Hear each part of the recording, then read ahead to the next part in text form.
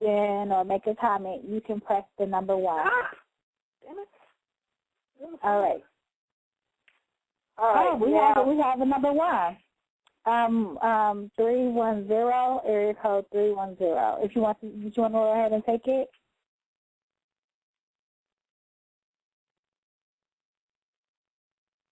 Okay, everyone. So just hold on. It does look like we just lost Dr. Yaffa. She'll be calling back in momentarily. But in the meantime, I'm going to give you the lineup, or actually the website. If you want to check out our lineup, you can do so at dynastynetwork.net. Once again, dynastynetwork.net. All right. Okay, there you go. Welcome back, Dr. Did you get the call in? Sorry, some kind of way I got hung up the phone. No problem. No problem. Area code 310. What's your name? I think that's my nephew, isn't it? Who is that? What? 310. Hi.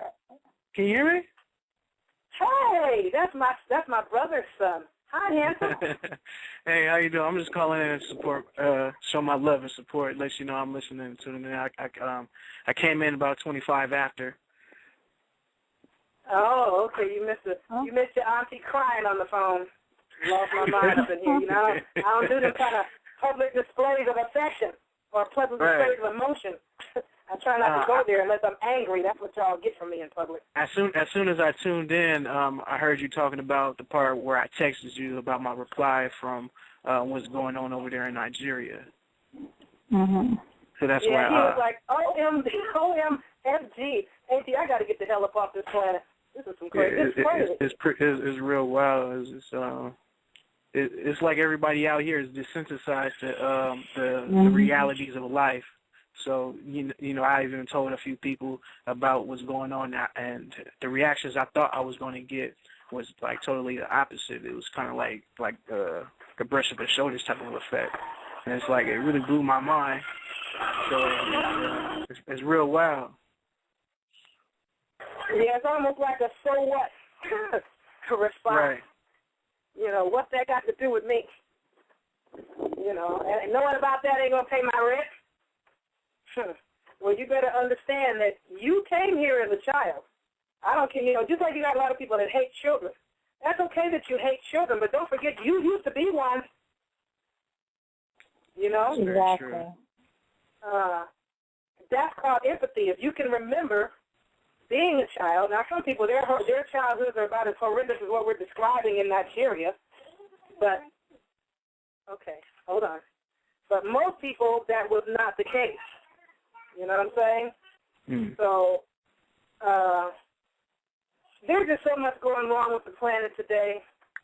I don't even know what to say. Did you ever look into what I was telling you about the other day about this whole raping of animals in Germany thing? You know, I still haven't checked into it.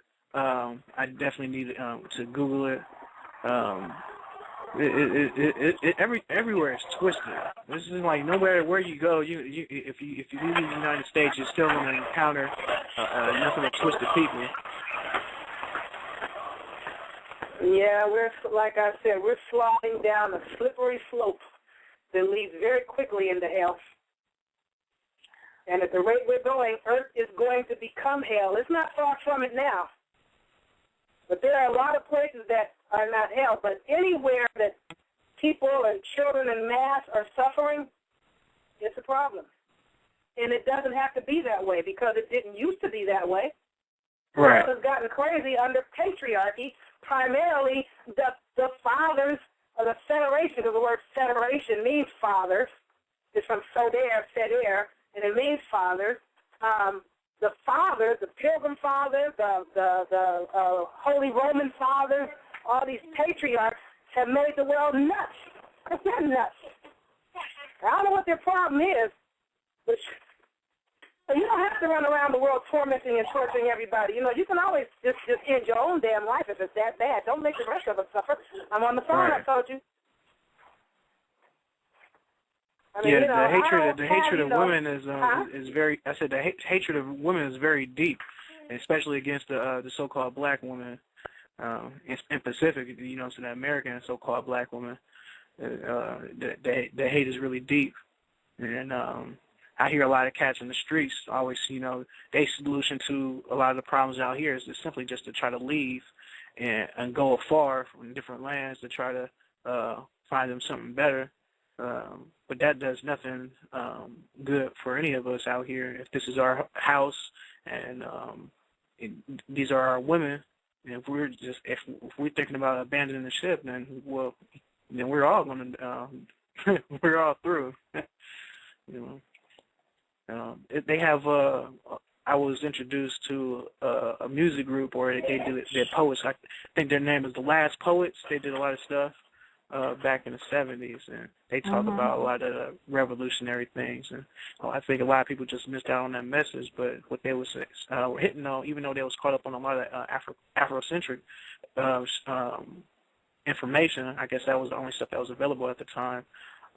They still was trying to get cats to wake up. And only way to really solve this is coming together with those that's like-minded. That's the only thing I could come up with. The rest of us is really savages.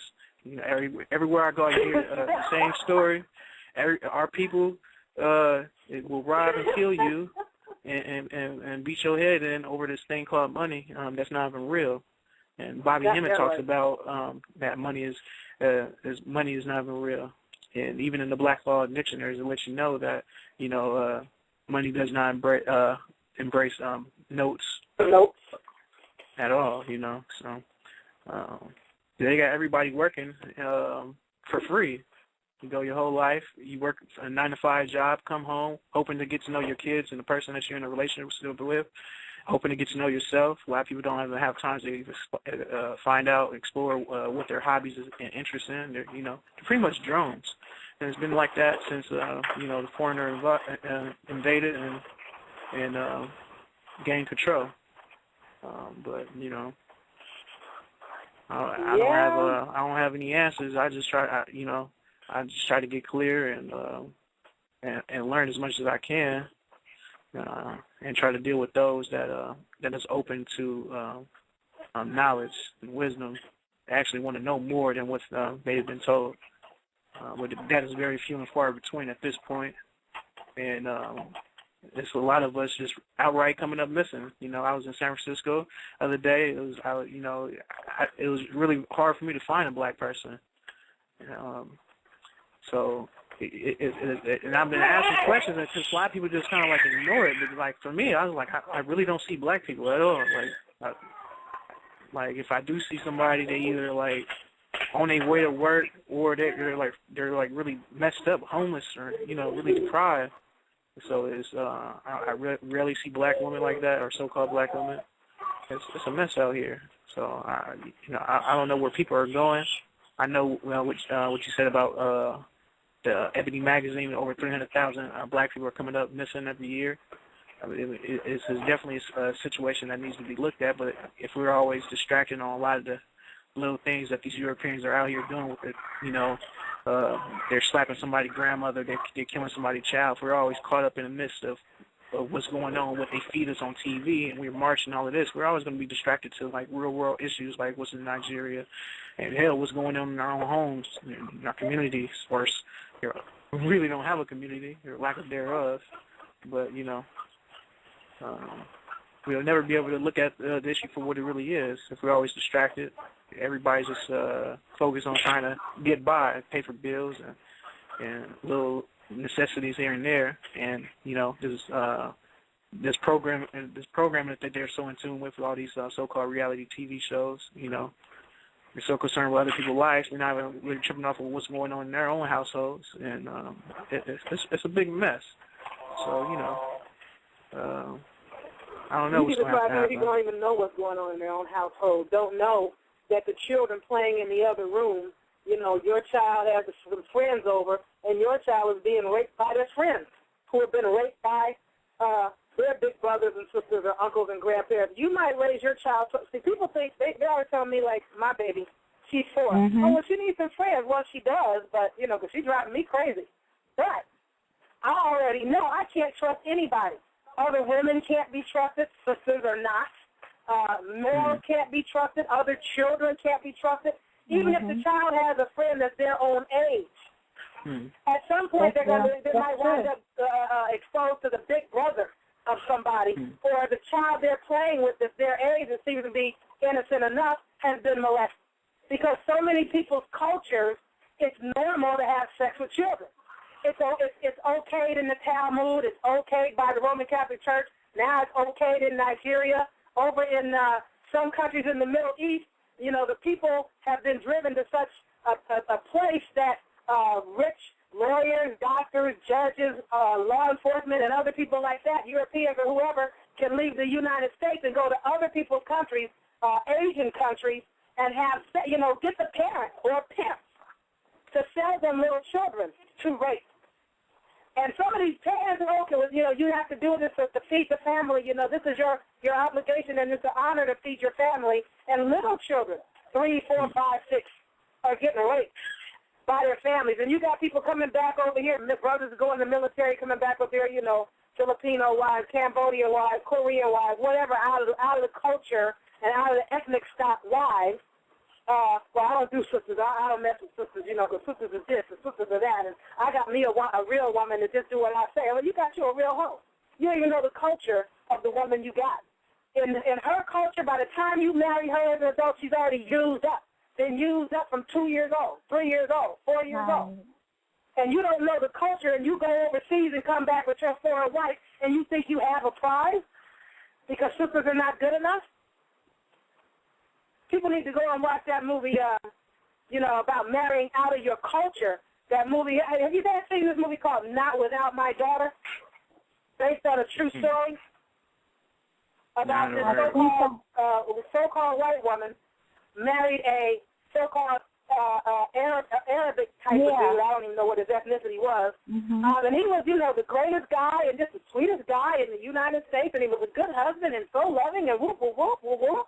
But you're marrying outside of your ethnicity and outside of your culture.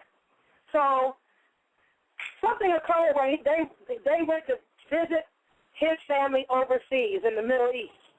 Man, his ass changed from the time the damn plane landed.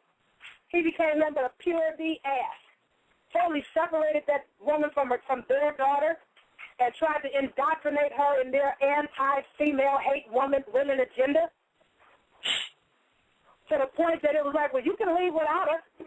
That girl had to basically kidnap her damn daughter to get her out of that goddamn country. It was based on a true story. And, you know, people need to see it. It was called Not Without My Daughter. And it's all about people marrying outside of your ethnicity and outside of your culture. And that's fine, but hell, do you know anything about the culture you're marrying into? Anything at all? A lot of people are marrying what they call outside of the race because they think they're stepping up, not knowing you stepped down. That's real. This woman you got is used up because you don't even know their culture. The Talmud says it's okay to have sex with your own daughter until she's 3 years old in one day. Anybody else's child, you can rape them forever, but your child, 3 years old in one day. Because after that, she will get her virginity back. Nigga, please. Who are you talking to?